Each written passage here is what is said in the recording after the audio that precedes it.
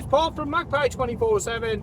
Just heading up now for the Newcastle United v Spurs game, and it's been a little while, so I thought I'd do an update part of the video of what's gone on the last couple of days. It's not been great, and then hopefully by the time I've been to St James's Park and seen today's game, I'll be in a much better mood, given the fact we'll have hopefully, touch wood, everything crossed, we'll have got 3 points, scored a few goals, and hopefully some of this doom and gloom will have lifted. And I'm not on about the weather, which has decided to absolutely fucking chuck it down.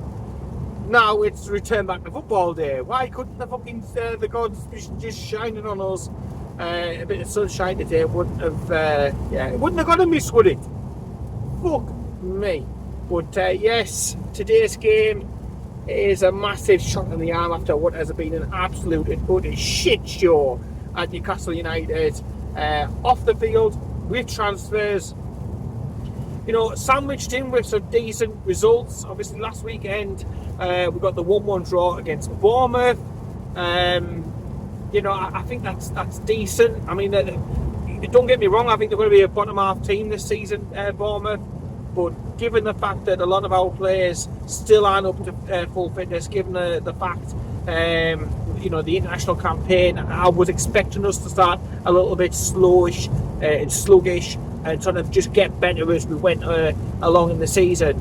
A point away from home isn't bad. You win your home games, you don't get losses, you don't roll over away from home, you're picking up points away from home, and that, you know, it can't be sniffed at. It really can't be sniffed at.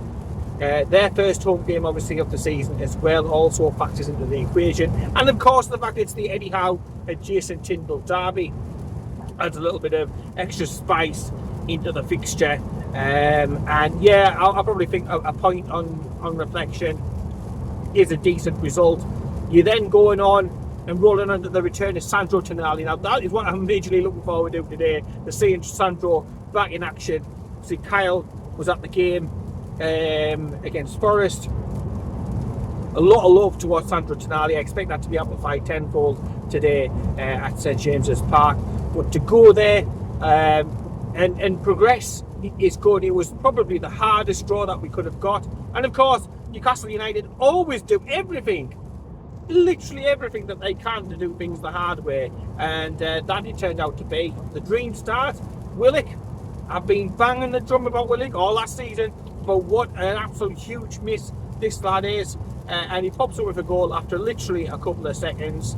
And I was thinking, oh, happy days, this is going to be very enjoyable you know, evening of entertainment, because I was worried a little bit, the old Elliot Anderson returning, you know, would that bite us in the arse? But, you know, I thought we started well, and then we sort of dropped off a cliff.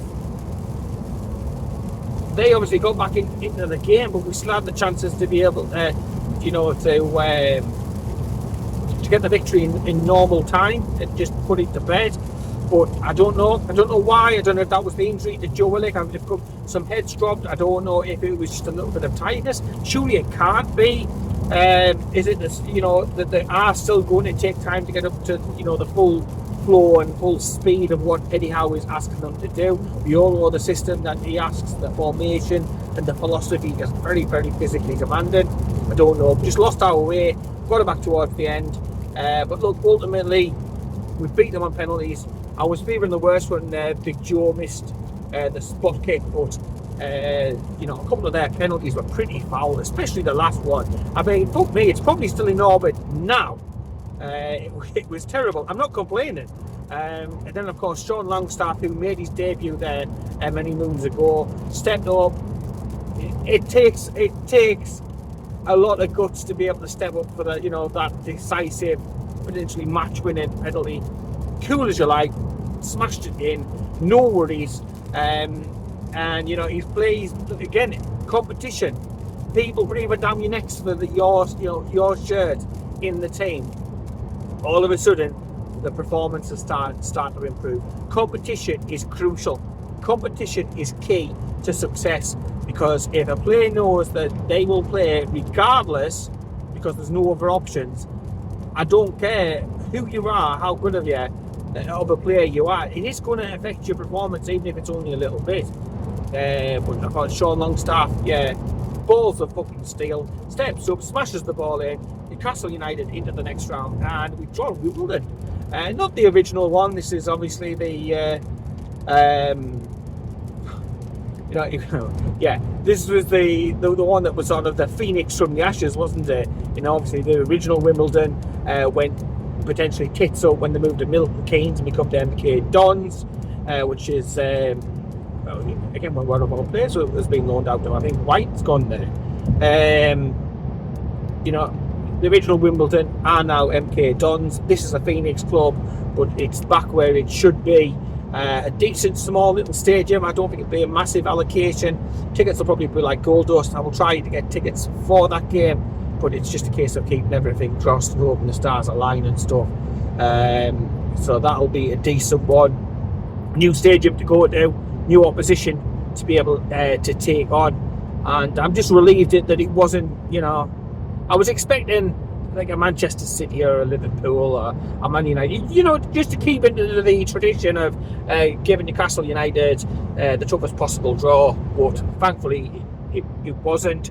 It'll be a difficult game, no doubt about it. The atmosphere will be bouncing down there. It'll be their cup final, so on and so forth. But it could have been harder. Nearly as hard as the actual fucking physical draw with all this fucking seeding. What's all that about? Fucking hell, what is all of that about? You put everybody who's in the fucking draw in a bowl, and then you pick two numbers. The first one's at home, the second one's away, and it's as simple as that. All this seeding bollocks. There was none of this seeding bollocks when we were in the Champions League, was there? Del Buzz, no. We got absolutely shite draw after shite draw after shite draw. Yet now, all of a sudden, this cartel lot, they need to be protected, they need to be looked after, they need to be fucking wrapped up in cotton wool. Go and fuck yourself. Why are they getting special treatment? They're not the ones hampered by PSR. They're not the ones who've got the small squad. They've not got the decade of fucking like a Mike Ashley type owning.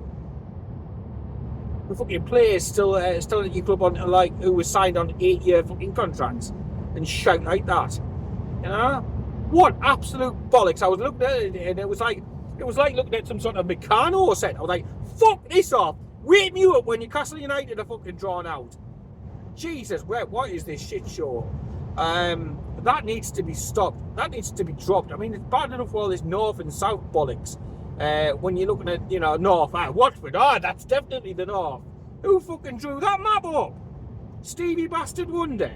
Jesus wept. There's no fucking wonder all my hair drops out with all the stress and fucking crap like that. Farcical, but look, I'm quite pleased we've got just somebody different. I didn't want another fucking Premier League team, You're like, give us something different, give us something out of the norm. I mean, you wanted Sunderland, of course, but, not in the draw and everything. You always want Sunderland, don't you? Pulled out in a cup competition. Fingers crossed for the FA Cup. You never know. They've made a decent start this season. They're dreaming and fantasising about a return to the Premier League. Fuck me, they'll get annihilated. But yeah, their funeral, if they want to get promoted this season and get the derby games back on, absolutely fantastic. Absolutely fantastic. 6 easy fucking points. But anyway, less said about them, the absolute fucking better. Let's get on to the transfer situation, because I was making a video, I recorded some bits, and then things would change. And then there was like, there's going to be another match tomorrow. The match is coming thick and fast. But it's better just to do an entire roundup one on the Sunday for the Spurs game. One on the way up, one on the way down. Bob's your uncle, and you know who your aunt is. I can imagine the comment section down below. Chuffing hell. But yeah, the transfers, or lack of them, absolutely and utterly fucking shocking. A complete and utter clusterfuck from fucking start, an opening of the window, the PSR thing, that sort of soft deadline, as the Sky Sports News would call it. Sky Sports News, what shite! What absolute fucking shite! They just literally get worse all the time. I'll probably do something separate on that, actually. Sky Sports News, it used to be go-to and must-see TV. You'd be glued at it all day. Fuck me.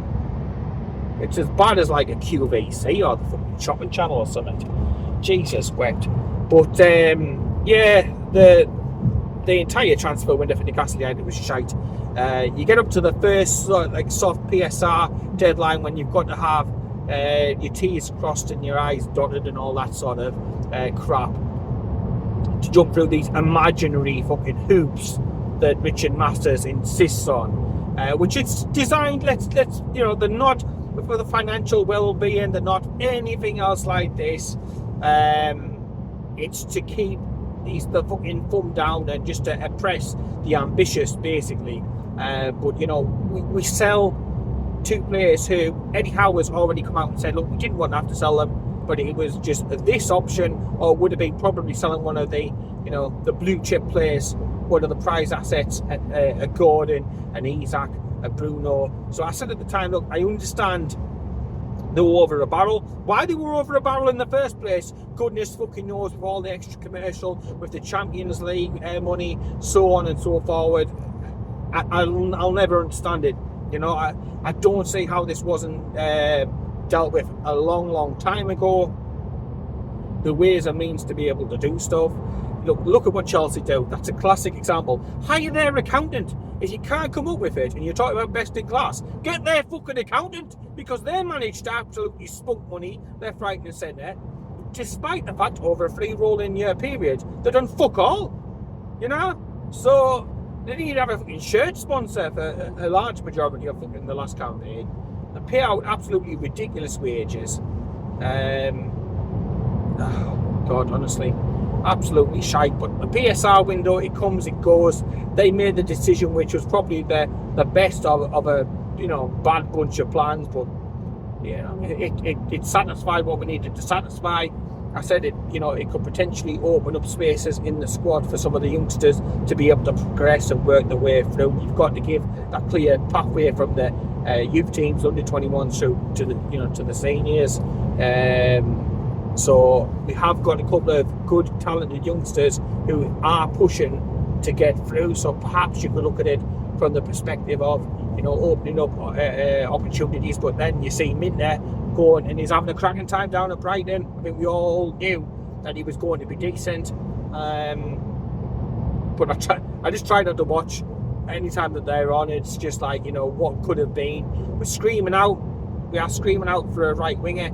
We were told a transformative window, money there to spend. We were all expecting a right winger to be brought in, yet we let a great one go, and he's having an absolutely wonderful time down at Brighton. And all we've got to show for it is the fact that we passed PSR. That's great. Last thing we would have wanted is a points deduction, although I think there'll be quite a few point deductions handed out this season. If Leicester's still in trouble, Chelsea waiting for the outcome of their investigation with dodgy deals that have been done, and obviously the Manchester City one should come out hopefully sometime this season. It would be nice if they eventually just got to the end of that one, wouldn't it? But yeah, so frustrating when we want a right winger and we let a great one go. Obviously there hasn't been the buyers there for the other players. There's a lot of question marks. What the fuck's happening with Grant Kowals? He was brought in with much fanfare, but from what I've seen, it's been pretty foul in the Newcastle United shirt, to be honest. He needs football. He needs football for his development to get back on track. Nothing said. We've still got loads of dead wood kicking around. But still, despite all of these things, with the new Adidas deal, with more commercial, with everything else, Champions League money, etc., etc., etc., I was expecting the club to do something. They tried to get Elise in. That, in a way, that sort of got your hopes up, because you're thinking, well, there must be cash to splash, because we're going after these absolutely top quality, really, good players. You miss out on him, which was probably to be expected. I'm not surprised, but you're still expecting something to be done, and then you get to the Mark Gahey thing. And I still think Palace have literally fucking played us like an absolute flute or something, a violin, whatever you want to fucking call it. We have been played, like I said, the musical instrument, because I just think they've had no intention of fucking selling. Yes, they had an injury to a central defender which left them a little bit potentially short. But again, they were working to mitigate that and working on, other people to be able to bring in. But through the entirety of the summer, and after about 4 or 5 weeks, it was all getting played out in the media. Parish here, there, fucking everywhere. I'm surprised I haven't got a missed call from him. So he literally would show up at anywhere at any fucking time. But he was taking the piss. Newcastle United were obviously trying to lowball and getting the best value possible, which is, what you need to do in business, I get. But a lot of the times, if you want to pay something, you pay, or you're offered to pay a fair price for a fair service or product or whatever it is that you want. You couldn't go into a Ferrari garage and say, well, there's a £5. I'd like that one, because it's not going to work. But what I will say on Newcastle United side is that when you're dealing with like Parish, which is like Mike Ashley 2.0, the price is 60 million. The price is 65 million. The price is 75 million. Continuously moving the goalposts, and then just trying to believe in big bollocks it all up.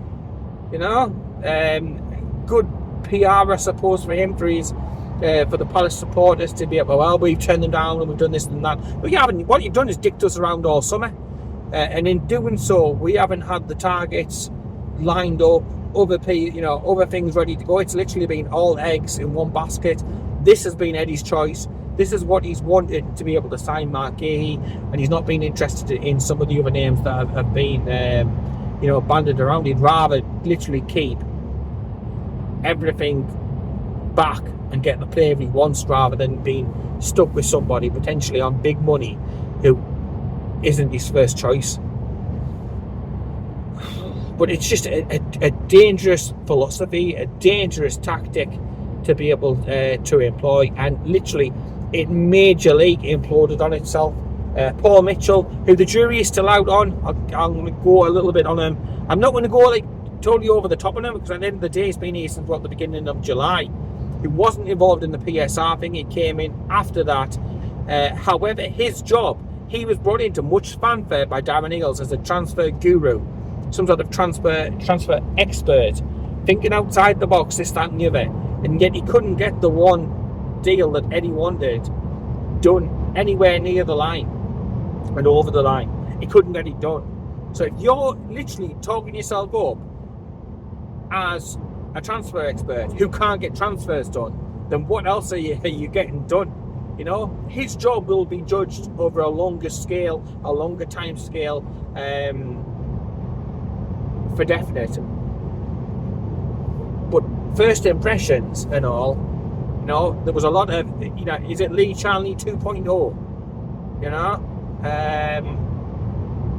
Just so disappointing. The money that we have spent, it's not exactly,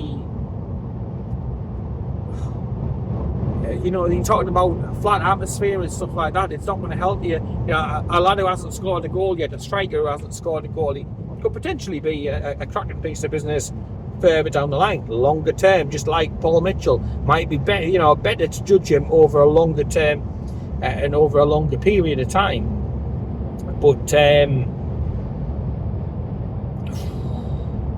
it hardly sort of inspires you and excites you like the Elise's signing that I was on about earlier on. That would have done. Gahey, generational talent, don't you know? Fuck me. Parish is a generational talent in his own fucking head, in his own mind. The fucking Simon Jordan off Wish or whatever. Jesus wept. But some of the signings. I mean, Kelly is decent. Is it an upgrade on Paul Dummett? Yes, it is. Does it improve the squad? Yes, it does. Was he after when he was at Bournemouth? There was times when lots of teams were after him and were wanting to pay big money to be able to sign him. So he's a great signing, no doubt about it. We haven't seen the best of him yet, of course, in the Newcastle United shirt, but Eddie likes him a lot, and I think he'll be a good squad player. But the top bottom of it is, yes, we brought in Lewis Hall. He was here last season, so I'm not going to really count that. We signed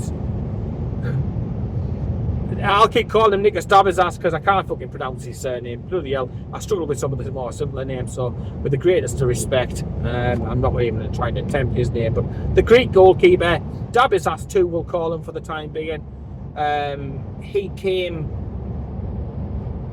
and again, it's like, well, goalkeeper United. And then got to the final day, and we're like, getting linked with James Trafford. I'm like, don't even waste the fucking bus fare over to Burnley to pick him up. We have enough goalkeepers. You know? The problem is not in the goalkeeping area. Stop being obsessed. It was like a couple of years ago when we used to have all the Steves. Stop being Steve obsessed. Stop being goalkeeper obsessed. We've got enough. Fuck me. You just signed a fucking 90-year-old John Ruddy. We're alright. We are alright. We goalkeepers. No more goalkeepers. We've got Nick Pope. We've got Dubravka. Not being able to move anybody on. That is what we will have to go to with the first and second choices this season. Even though I think Dubravka was one of the players that anyhow mentioned about wanting to get moved. I don't think he's particularly happy about having to stay. I think he wanted to be number one somewhere, and you can accept that.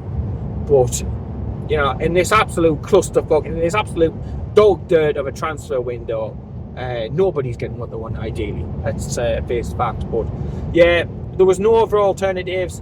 Some talk in the media about Elanga. You know, we looked at him at the beginning of the window, then it went deadly quiet. If we were going to do a deal for Elanga, it would have been done many moons ago. You know,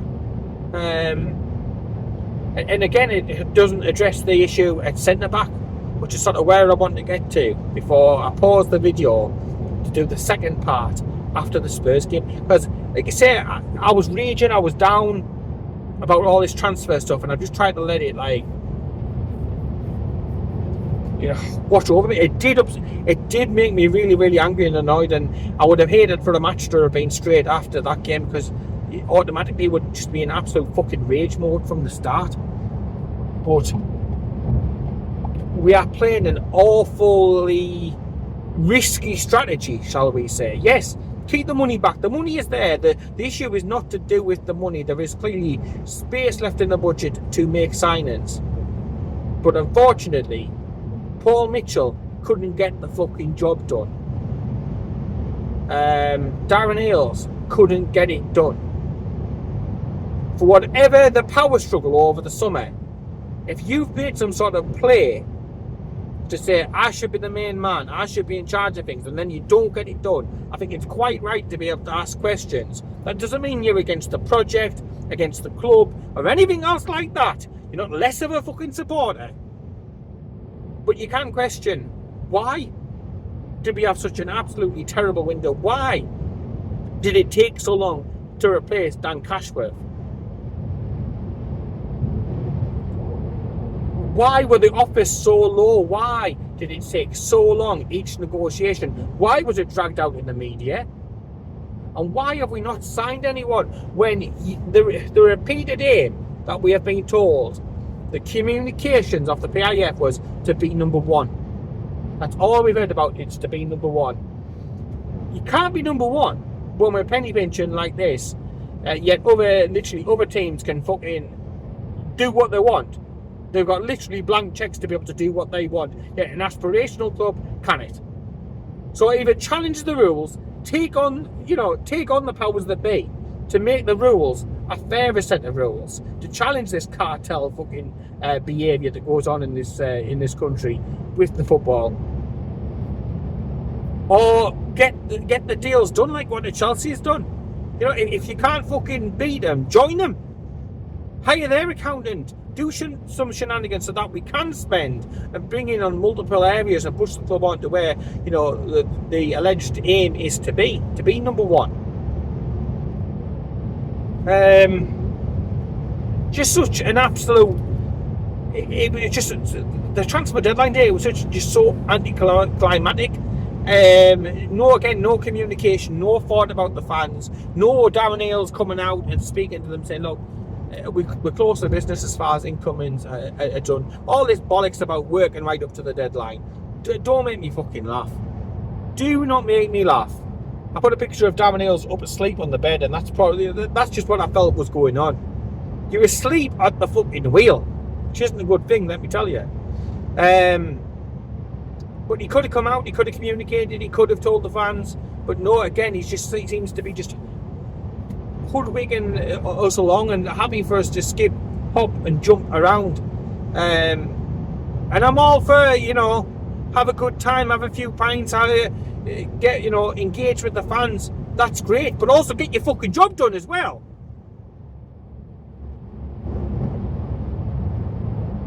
We've lost that public face of the club, that connection that Staveley had with the fan base, and the communication is severely dipped and got worse. And I'm not saying that we were perfect in the system before. There's pros and there's cons for every single thing, but look, like I touched upon before, if you're going to be the man in charge, that's fine. If you're going to have a laugh and sing along with the fans, and that's great. All for that, but also, please, you need to get your job done at the same time. This season is a big season. We missed out on Europe, and yet a lot of our top quality players who are Champions League quality, no doubt about it. Isaacs, Brunos, Gordons, the list goes on. Do you think they're honestly going to wait around if we have another season with no European football, which is a distinct possibility, because we're literally now just 1 or 2 injuries away from an absolute crisis. I've got everything crossed today. Yeah, 3 points, but in the back of my mind, it's constantly no injuries as well. No injuries, none. No red cards, no shenanigans off the shite refs. No injuries, because literally if we get 1 or 2 more injuries, we are up shit creek without a bastard paddle. You are relying on youngsters, and I hope that they are ready and good enough to come into the cut and thrust of Premier League football and be able to shine, because that's where we're at the moment. It's concerning. We're seeing other coaches leave, other executives come and then leave, and it's just all on the own. They're not issues, but when there's like 5 or 6 issues all together at the same time, those small issues sort of stick together, and you sort of start to think, is there a bigger problem? Is there a bigger problem? And I was expecting and hoping that Eales and Mitchell had come out after the close of the transfer window, maybe, and talk to fans. Again, communication, nothing, zero. And you've got to get on the page. I know they're not local,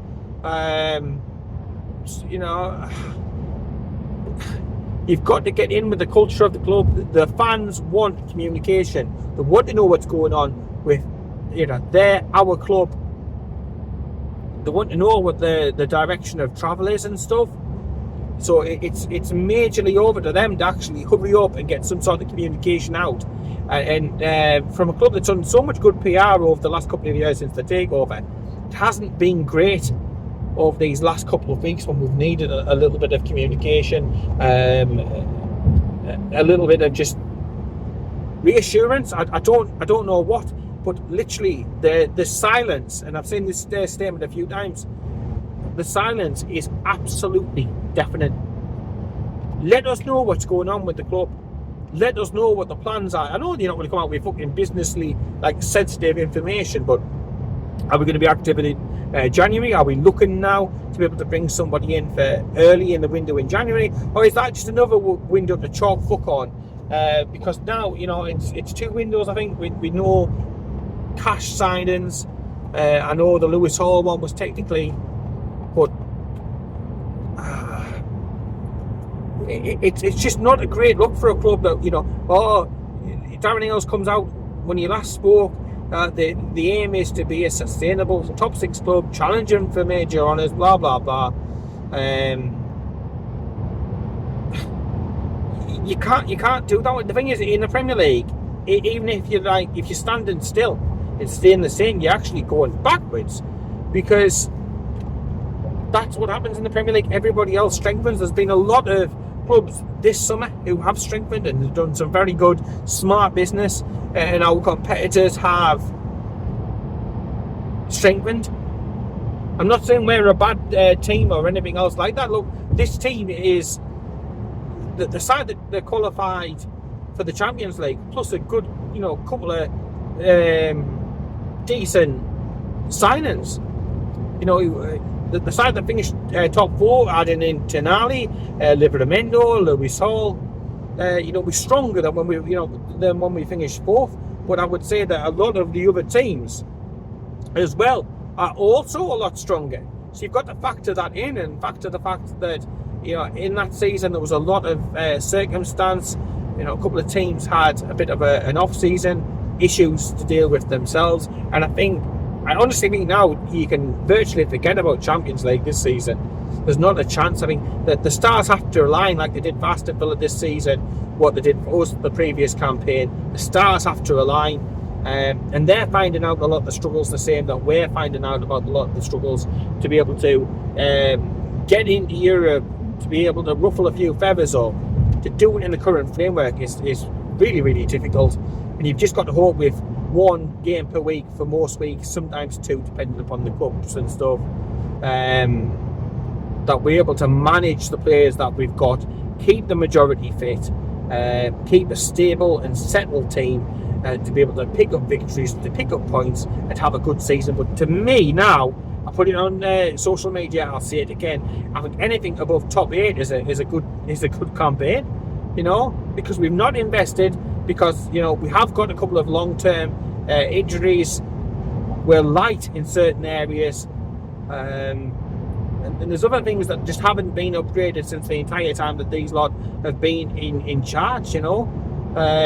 Clearly we're willing to sell 1 or 2 players, but the valuations haven't come in, the money hasn't come in, the offers haven't come in, and we're going into another season with Mickey. He'll work hard, there's no doubt about it. He's alright, he's not as bad as what some people are saying, but he's not the greatest also, Ivan. You've got to be realistic with that. I personally think he looks better when he's playing with Trippier, because he does a lot of hard work. He'll track back, he'll put the mileage in, he'll create space for Trippier, and Trippier gets lots of assists because of the space that Mickey, you know, helps create open for him. I think Mickey's been a good player for us, but he doesn't score enough goals. He goes on little purple patches, but those little purple patches are getting fucking littler and littler and littler. It's a right fucking nibbler now, you know. When was the last time you went on a fucking purple patch? And we're looking to have to try and mend and make do, and we're just praying that everybody stays fit. An injury to an Isaac at the moment would be devastating. An injury to a central defender, a Dan Burner, I think has been probably our player of the season so far, would be devastating. And you're looking all over the place, and there's issues and worries like that. And yes, we've got players to come back, and that's the positive, and it's great to see Sven Botman providing his injury updates, and you think that's positive. We can get him back, keep everybody else fit. Got Lascelles to come back probably near Christmas time and stuff as well. Maybe Botman, there's talk about them coming back October, November time now, so well ahead of schedule. So that's good, and that's positive. And we've lots of positives, don't get me wrong. It's not all fucking negative. We've got a lot of quality players, and Tonali back. Hey, here we go. It's like a new signing. Fucking hell, because it is. I mean, he played less. He played less than 10 games, I think, last season. He was around about the amount of games that bloody Willick played, and he missed most of the campaign as well. So, you know, getting Tonali back, we didn't see any benefit really from him last season, apart from maybe the opening day and some little bits here and there. But getting him back today could be absolutely huge. It could be crucial. He could play a big part this season, and if he stays fit, firing, he's very, very motivated. Obviously, he wants to make up for lost time. That could be a really, you know, big bonus, a really good spark, a really positive to this campaign. Asuna, interested to see how he integrates and how he progresses, you know, at Newcastle United. In the same way that, look, you know, a Joe Linton comes in and he couldn't hit the side of a barn door. He come in, he's built up, he's worked on stuff, he's improved, he's done a lot of work with the coaches, and look at him now. So anything's possible. And him coming in under Eddie Howe, I think is the perfect place for him to be able to develop. You know, he's got speed, he's got some trickery about him, he looks alright. So fingers crossed, we'll see how it goes. We'll see how it goes. Hopefully, like the Harvey Barnes stay fit. We didn't see as much as what we would have liked to have seen last season. So again, he's another player that if he can stay fit this season, it's another massive plus to the squad and to the team. It can help. It can help. He still have a good season now, but personally now I'm thinking if we can finish somewhere between 5th and 8th, that is a decent season. And the old perennial one is just a cup. A cup would be absolutely unbelievable. The cups are so important, but if we're just looking at league finish somewhere between 5th and 8th, hopefully it's good enough for some sort of European football. And if we can, that should help us with regards to retaining your Brunos and your Isaacs and stuff of the world. And that is hugely important, because if we miss out in Europe again, then there's no doubt that some of the heavyweight teams will be sniffing around the likes of Isaac like a fly round shit. Seriously. And then you've got to think, you know, if somebody comes in with a large offer for an Isaac or a Bruno, with their heads turned, they might be saying to the club, look, I stayed one season, I've stayed, but I'm not going to be doing it again. You know, I need to test myself on the European competition. It'll be a difficult one because I think all the players are happy, and I think if the club grows at the rate that it was probably sold to them as, then I think there's no problem. You know, and if there's looking around and they're seeing other players continuously coming through the door and the club improving across multiple areas of the team, always trying to reinvent and improve and to be the best that it can be, then I don't see a problem, because players like Bruno love the city, the fans, the club, but they're ambitious, their careers are short. So we have to be also ambitious to be able to keep all of our better players and then continuously trade and improve. And there's a heck of a lot of players who are out of contract next summer. So there's clearly got to be a lot of work done between then and now, either new contracts or realistically for most of them, probably letting them go and bringing in better and improving to show the ambition, you know, the dedication to it. To try and, you know, take it on, so we're not going to be losing like an Isaac to, you know, Arsenal or somebody like that, you know. So that's how I feel on it all. I tried to go through it. I tried to be fair. I've tried to be balanced, because it would be very easy just to say, you know, Mitchell's coming there, he's in charge of transfers, and quite frankly, we've done fuck all. You shit, you know what I mean? Alan Sugar, you're fired. Sing your hook. Get your P45. It would be very simple to do that, but try to be as balanced as possible. Collectively, the club has not done enough. Collective responsibility hasn't done enough. Haven't given Eddie the tools to do his job. So all this talk of, well, it's a minimum expectation that we get into Europe every season. You can't have any minimum expectations when you don't give a man the tools to do his fucking job. You know, Lewis Hamilton, if you give him a fucking, well, my first car, fucking Renault Clio, to go up against Formula 1 cars in a race, you're not winning. You're not winning. You're coming last every fucking race. That's been finished. You know, you've got to give somebody the tools to be able to do the job, whether it's a doctor, whether it's a fucking teacher, an F1 fucking driver, or a footballer, or a football manager. You've got to give them the tools to be able to do the job. And if you don't, well, it's tough titty, because you're not going to be able to get what you want. Well, it certainly, you know, it makes it a much harder job. And Eddie's done miracles before, don't get me wrong. He's done more than miracles, getting us from literally the relegation spaces up to the Champions League in a season.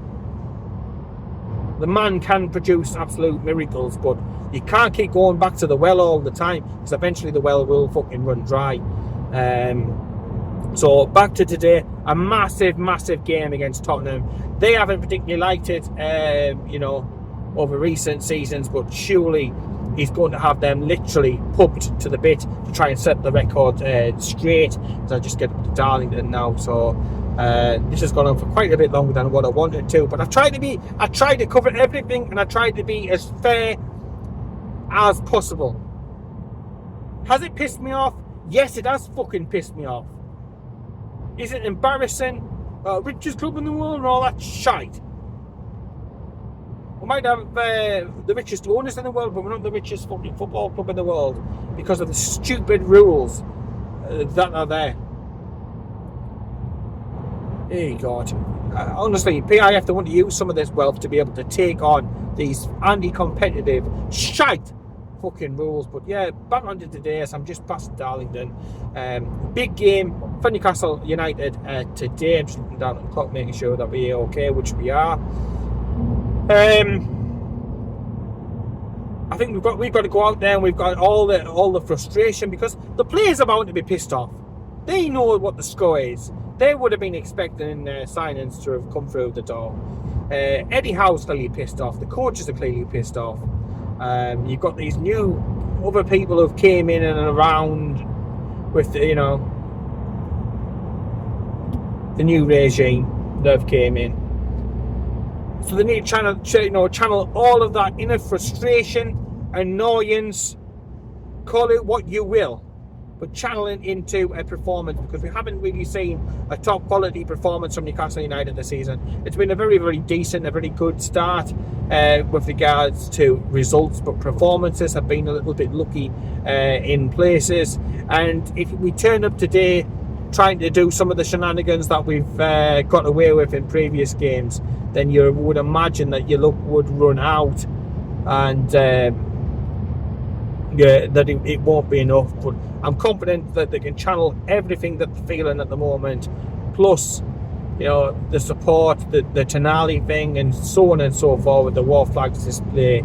Hopefully it's a noisy St James's Park today. They can channel everything of that into a win, a victory, and let's hope that this earlier kick-off on a weekend doesn't suit the away team again. Fingers crossed on that one.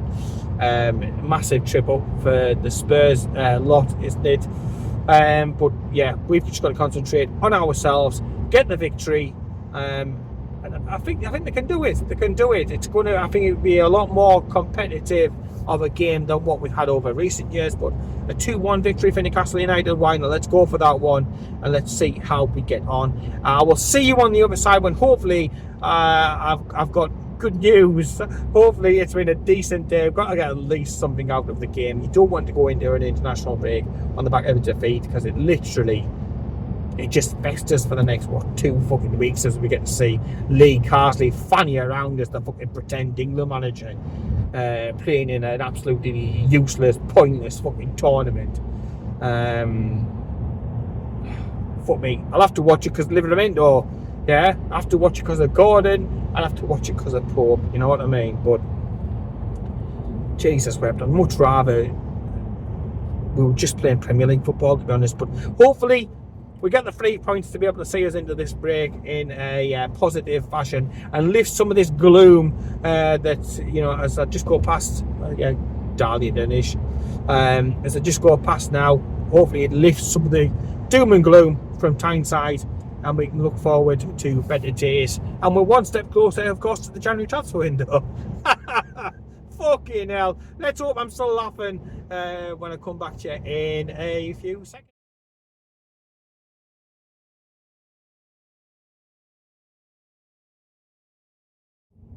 Was just calling me Stick Meg. Fuck me. I've done it again.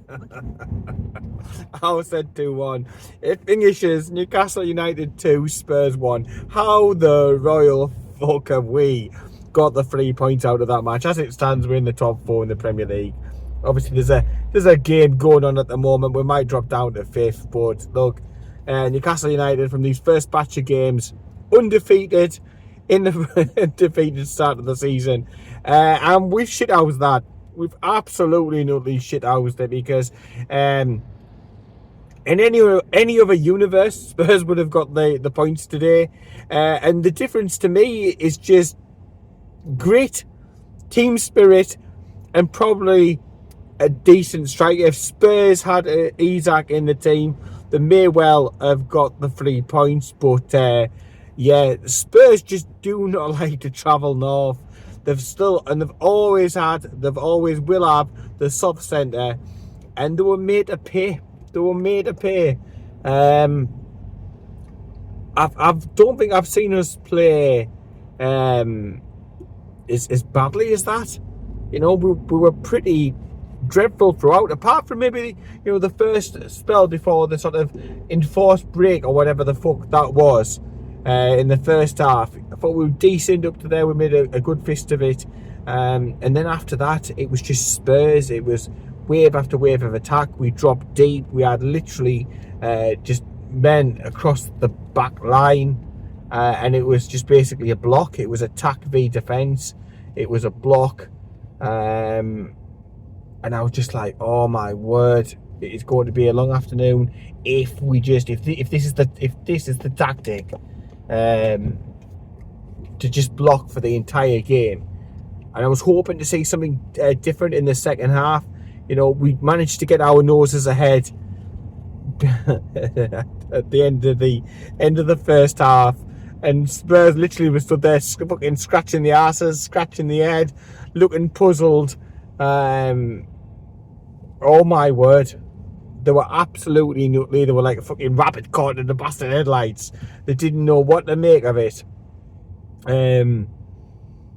Fantastic, well pleased, well impressed. It was Harvey Barnes, but literally against everything, against all the odds, Newcastle United taking the lead and seeing it through to half time. I'm like, look, I said to Carl, we've got to show something different in the second half. We can't sit back. We've got to take it a little bit to them, or we've got to be able to break at pace. The press had to be much better. We had to shit out or game management if you're Arsenal and Mikel Arteta. Mikel Arteta. That's probably a fucking closer and a more accurate description for that. I was going to say gentleman, but let's just face it, he's a fucking tosser. But nah, honestly, we've totally and utterly shit-housed it. And even though we gifted them an own goal, I still don't know how the fuck that went in. It was just like in slow motion, fucking pinball. And it was the most Newcastle United goal ever to sort of concede. Dan Burn own goal. I'm not going to slate Dan Burn at all, because I think he's been our player of the season. I think he was really good today. He was really unfortunate with the own goal. But at that point, I was fearing that they would come back into it, make the substitutions, and really hurt us. And they were peppering the goal at, you know, points during the game. But, you know, a series of good luck, determination, grit, like I've mentioned before, and a few fantastic saves by Nick Pope, who you cannot question his shot stopping. You know, his feet, yes, atrocious today with the ball at his feet, but, you know, shot stopping, command, presence, all of that, absolutely top rate, first class. Saved us quite a few times. Kraft, again, want to shout out Kraft who absolutely marvellous. 2 million quid. Magpie, Parish, you can stick your 70 million up your ass. Fucking hell. It's just absolutely mind-boggling. The performance that Eddie Howe is getting out of Kraft, who was written off. Nobody wanted him at the club. He was a terrible right back. And he's just been reinvented as this no-nonsense, fantastic centre-back. Just amazing. And Fabian Schär's going to have a fight on his hands to get back into the side. Because Kraft has been absolutely and utterly wonderful. And like you say, I thought Dan Burton was great today. Put his body on the line. It was a threat at corners throughout the game. Made a nuisance of himself. And yeah, you know, he scored the own goal, but I wouldn't knock him down too much for that. Defensively fantastic. I thought Livramento was good as well, and they needed to be. I mean, Kelly was all right, but they needed to be, because Spurs were literally, it was just wave after wave after wave of attack. And I'm saying to Carl, I don't know what substitutions he's going to make, but he needs to change something, because the answer is not just to leave it as it is, because I was like, it's just a matter of time. It was literally just a matter of time. But I just felt, you know, apart from the centre-forward striker issue for Spurs, that they were just literally just lobbing it in. They weren't looking to pick players out. It was just knocking into a space, and they expected that the goal would come. But, you know, Newcastle United stuck in it, stuck to the guns, were resolute, defended like their lives depended on it. and then a moment of magic, a moment of quality. And whilst you have a striker up top like Isak, it was one of the best finishers in the entire league, you've always got a chance. Murphy getting the ball, and Murphy, he came on as a substitute. So frustrating, up to the point of getting the assist. He was giving the ball away. He wasn't doing the basics right. And it was just like, what are you doing? What are you doing, man? Jacob Murphy, wake up. Hey, God, but you know, when it mattered most, he stepped up to the plate and he did the business, and perfectly weighted, perfectly timed run, set up Isak. Isak scores again, and I'm like, we are shithousing this. We are shithousing this. And yeah, we saw it through. Managed the game out really well. Made some more substitutions, and despite again another card happy referee, you know, we weren't to be denied.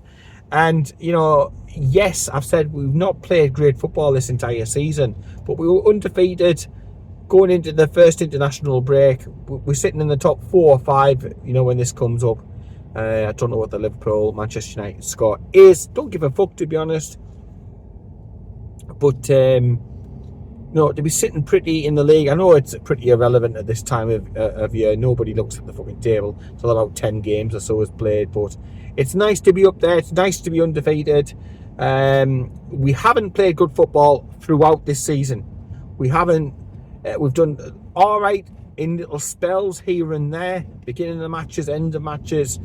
But no doubt for these next 2 weeks, Eddie will get them on the pitch, and the players who aren't playing for the international teams, he'll be busy working away, and it gives us a chance to get some players back fit. Hopefully, my voice is gone. I've been singing a lot. Hopefully, the likes of Callum Wilson will be back. That'll be, again, welcome boost. We've got Fabian Schär, who returns. Suspension completed now. Should never have been suspended in the first fucking place. Let's face facts. But it is what it is. And yeah, a few bodies back. A chance to work on stuff on the training pitches. And look, at the end of the day, if you're not playing well and you're still picking up victories at home and not rolling over away from home and picking up points, getting by in cup competitions, if you're doing that all away from home as well on top, then, you know, when we do click, when we do play like we are capable of playing, that'll be the cherry on the cake. So yeah, sign of a good side is that even despite the lack of sort of champagne football, if you will, at the moment, we are still digging out the results, and you know, not letting anybody down. Absolutely not the cracking as far as I'm concerned. Hey God. But absolutely wrecked, honestly. Absolutely not wrecked. My voice is fucking throat is killing like. But we've got a couple of tricky away games coming up. Obviously, the Wimbledon Cup game when we get back away from home, sandwiched through the Wolves game and Fulham away as well. So we're not back at home now for what's something like 4 weeks for the Manchester City game. Now that'll be a different kettle of fish. That will be a step up again. Spurs are a good side. Spurs will be there or thereabouts with regards to Champions League qualification this season. I've no doubt about it. But yeah, Eddie's shithouse mags seen it through, and we got the 2-1, just as yours truly predicted on the video that I did on the drive up to St James's Park. Yeah, I predicted 2-1. It finished 2-1. I still don't quite know how the fuck we've managed to shit house that. I really don't. I need to go back and watch the game back when I get back home, and see what it's all about. But delighted for the team, delighted for the lads. You know, them who are fit, them who are available. A lot of them are playing not up to their maximum standards because the fitness isn't there, because they've missed pre-season, so on and so forward. But you know, they're not letting us down. They're not putting the shift in. They're giving every little ounce, every little drop, and it's utterly totally fantastic. I'll just end on the Tonali thing as well beforehand. Massive display at St James's Park.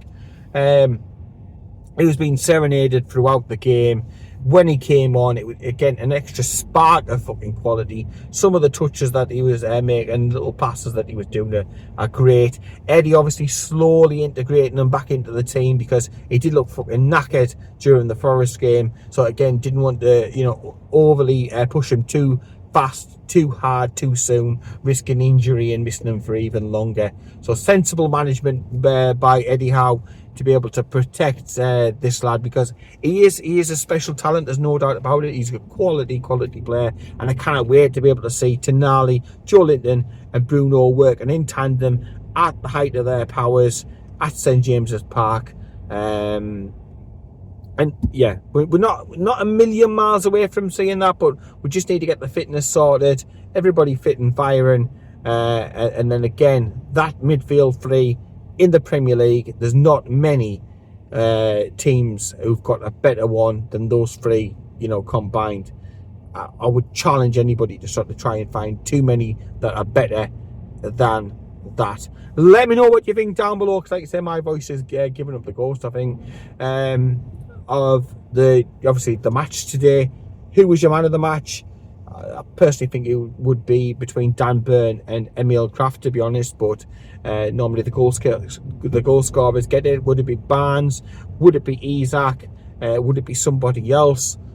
If you've been to the match, what did you make of it? Atmosphere and everything else? Get in the comments down below. Subscribe to Magpie 24/7. We'll be back with more videos. We'll keep them coming over the international break, looking into obviously the players that we've got playing for England.